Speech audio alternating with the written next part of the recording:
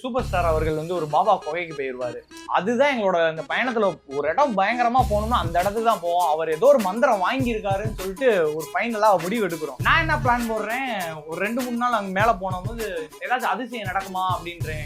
7 பேர் வந்து மந்திரம் கொடுப்பாங்க, மந்திரம் கொடுப்பாங்களான்னு சொல்லிட்டு அந்த பாபா படம் எல்லாம் பாக்குறோம், எல்லாமே பாக்குறோம். நைட் 8 மணி வரைக்கும் அந்த பாபா படம் எல்லாம் பாக்குறோம். எதுவுமே நடக்கல. ஒருவேளை தனியா வரும்னு சொல்லி இவனுக்கு டிமிக்கி கொடுத்துட்டு ஒரு நிமிஷம் இரு, இவன் என்ன பண்ணிருக்கேன் பின்னாடியே ஃபாலோ பண்ணிட்டு வந்திருக்கான். தனியா போறாரு. நான் சரின்னு உட்காந்து இவனுக்கு தெரியாம போயிட்டே இருக்கேன். ஏதோ ஒரு சத்தம் கேட்டுக்கிட்டே இருக்கு. திடீர்னு பாக்குறேன் இவன் பார்த்தா அப்படியே இப்படியே நின்று வந்துகிட்டு திக்குன்னு ஆயிடுச்சு. என்னடா அப்படின்ற, நீ எங்க போற அப்படின்னா, நான் சும்மா போறேன், நானும் சும்மா தான் வரேன் அப்படின்றா. டேய் ஒண்ணும் இல்ல, தனியா ஆளுக்கு மெடிடேஷன் பண்ணுவோம் அப்படின்னு நான் சொல்றேன். ஒருத்தருக்கு மந்திரம் கிடைச்சா கூட இன்னொருத்தர் யூஸ் பண்ணலாம்.